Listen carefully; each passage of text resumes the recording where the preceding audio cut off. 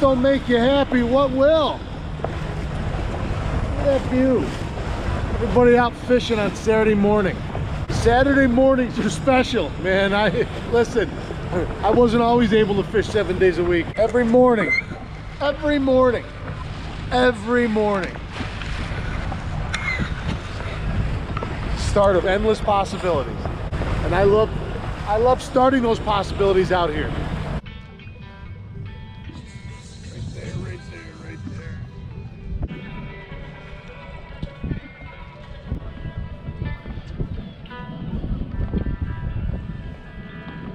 Pretty little guy. Problem with an east wind is my lighting is terrible. Pretty little guy. See you, bub.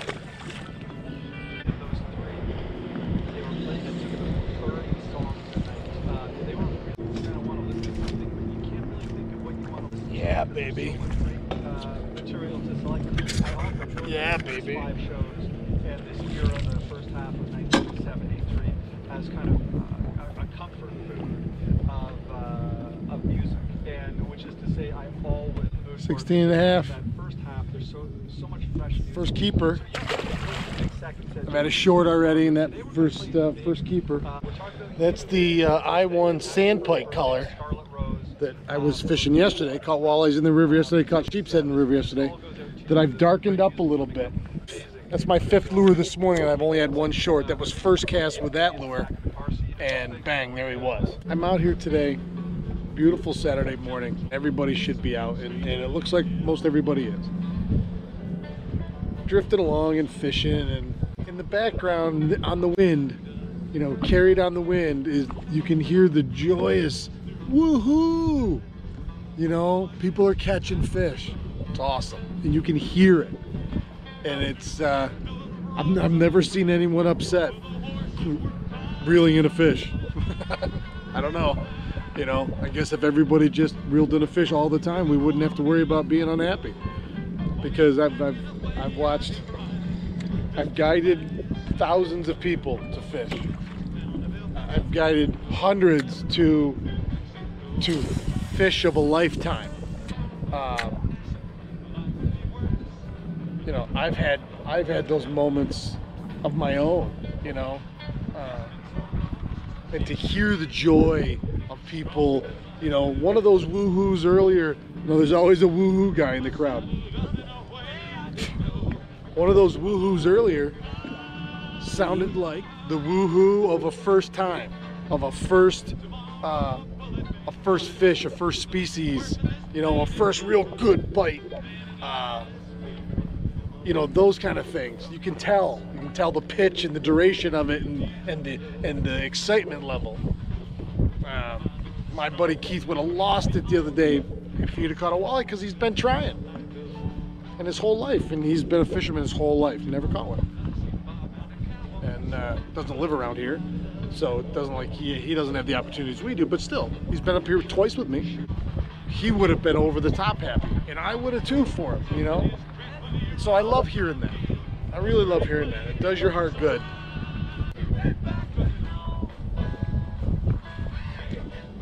Yeah, burgers.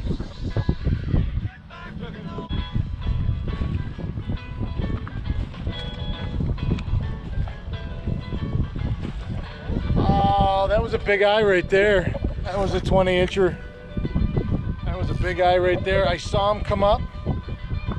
You saw me just grab for the net, and I looked when I first saw color, and he had it in his mouth like this, and I watched him turn, and I'm pulling this way. I watched him turn, and it went bloop, and it peeled right out. It's a 5/8 ounce chunk of lead with paint on it. It is a terrible fish landing tool. It's a good bite tool. They have so much leverage. They have all the leverage.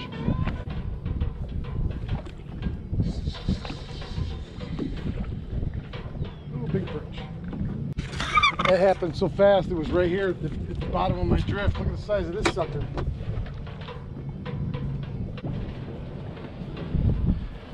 Look at the size of that sucker. Big as my hand. Twin Trees Pizza on 31 Cicero, right across from Spira's, for the win.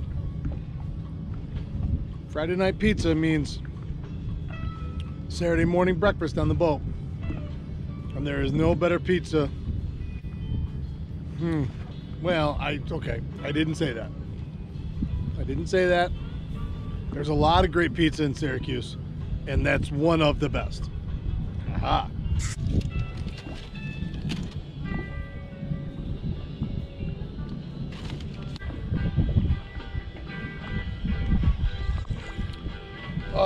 Oh, he come off, but just as pretty as a picture. It was dunk. Oh, it telegraphed. You knew you had time. I thought I'd come up on him good, and it come off. And he ate it good too, right there. Right behind the camera. You know, the way I drift, because I fish by myself the majority of the time. The way I drift is bow downwind. And with my split windshield here, it kind of works. This is like my little nest right here. The only time I go back there is when I need something, or to put the bags in and out. Now today I don't need the bags. You're at 0.5 to 0.48 to 0.56 right here in this range. It's really the perfect drift speed. Oh yeah, yeah. Oh. Okay, he went dunk dunk and caught me a little off guard out there at the beginning, and I missed him too. It's all about rhythm too. It's all about rhythm. These walleyes respond to rhythm, and they tell you when they don't like it. And so when they don't like it, you just, I don't know, to me it's just a matter of going down a line of progression. And you're like, okay, you know, I'm not catching anything, they don't like it, I'm changing it up. I'm starting slow and, you know, then I go for however long like that, and that doesn't seem to be working. But I know I got fish, I'm seeing them, so I'm like, okay, that I assume then that every drift I have fish looking at my my whatever coming through the water. Every drift, every moment, like right now, they're right behind it. And what do I have to do to get them to eat it? What's the trigger point for them? I boogered that one. He didn't move till I come up on it a second time. There's that. That could be a piece of lip, because it's not a scale, so right in the mouth.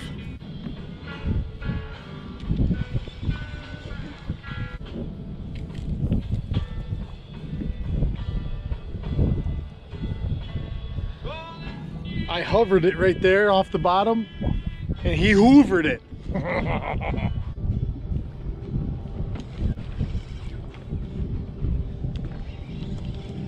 Boy, that acts awful bassy. We'll see. He really don't. Big eye. Can see him already. He's a good one too. He's a good one too.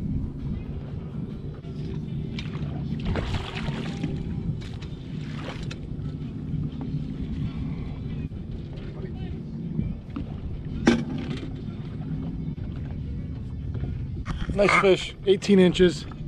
So I told you it was a weird bite, and you'll see, because I started to and then I didn't, and then it was there. Beautiful fish. That's keeper number 2 of the day. It was dunk, and I missed it. And I'm like, you know, it clears the bell. Dunk. I come up and I missed it. I felt it, but I missed it, and I let it back down. And I'm like, and they don't, in my experience, especially this year, I'm not finding fish after they get pricked, for me, come back right away. In the old days or even now, but in the old days with a bucktail and a worm, they'd be there and it'd come out like that. and you'd immediately drop the tip and you'd be like, come on, and they would come right back, tack, tack, boom, just like a perch at that point. So I let it right back down, and as I came up again, it was, which was the line rubbing against him, and then, because he was still must have been right there looking at it. And so then when I felt that, I thought, oh, there it is again. So I come up on it, and he was right here. It is what it is. I didn't, from 50 feet away, I didn't try to snag him. So that was weird, and I thought I was hoping he was bigger than he was. Great, you know, beautiful fish at 18 inches, but when he really hugged bottom for a second, for the first 2 head shakes, that's because he was hooked in the side. I couldn't lift his head up. Huh, I was just thinking about that. I said after that last fish that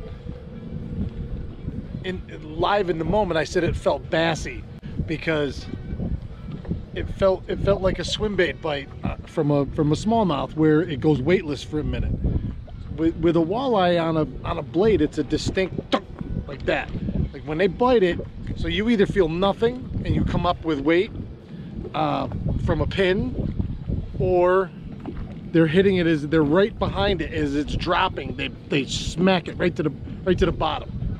I mean, they're pretty cruel. They're an apex predator, but if you were a real perch, you were screwed right there, because you were dead.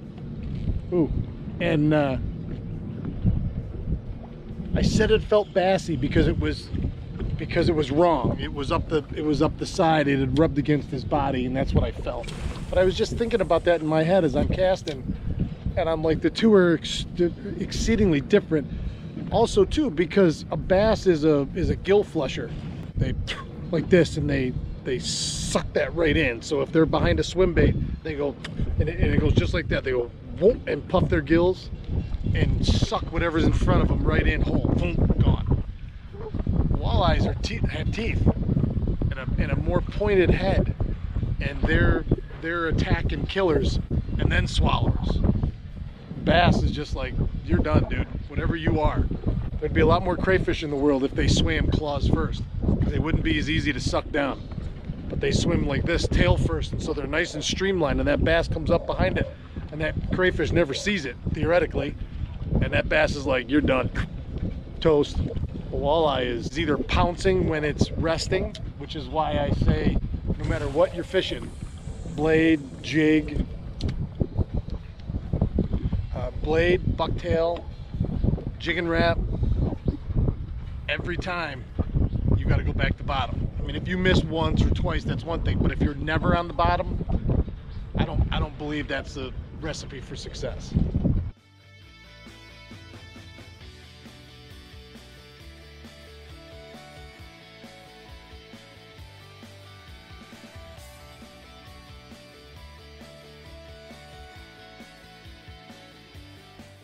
Look at that, baby. 16 inches. 16 inches, baby. First thing in the morning. Well, not really, but finally. Keeper number 1. We're on the board.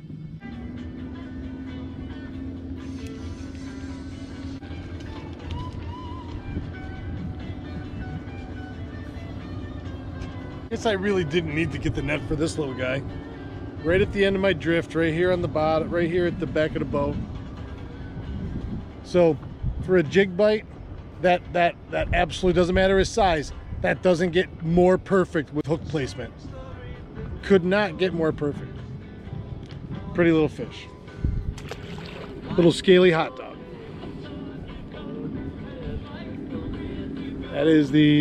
That's one of my ties, real sparse, a little bit of flash. Black and purple.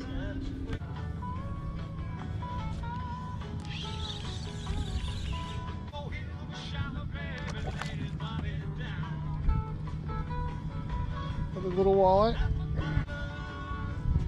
Pretty little fella. That was the first cast with that. That, I believe, is the rot jaw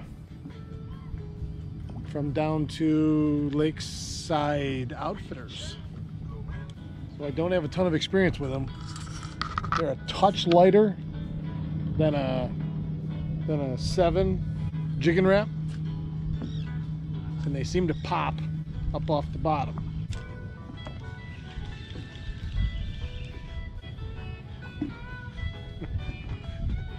He didn't stand a chance.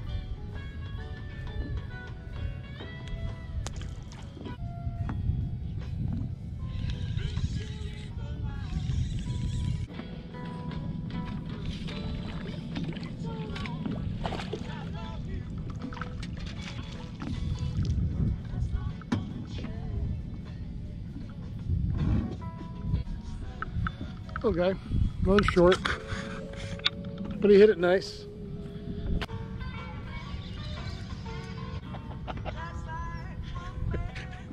I picked him right straight up out of the water just like that. Poor buddy. Pretty little sunfish. Yeah, baby. Oh yeah, oh yeah. Oh man, it worked though. Mark Zona Cruncher. That's the Strike King tungsten football head, and it just has the, if you remember back to my Bass Pro Shop birthday video, that's the head. Probably a little big of a rig behind it, but he didn't seem to mind it.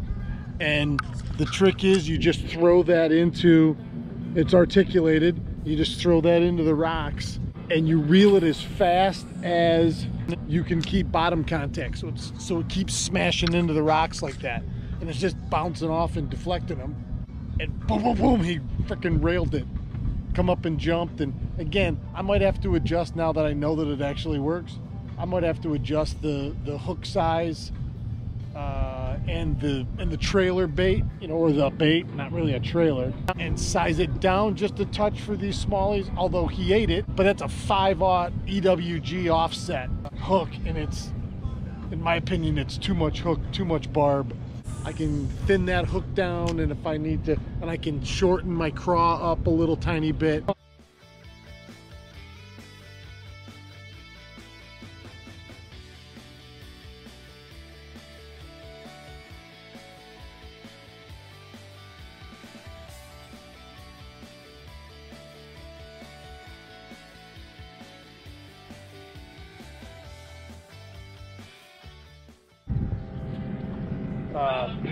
Pretty big smallmouth, boy. All right, everybody, thanks. Keep your tip up.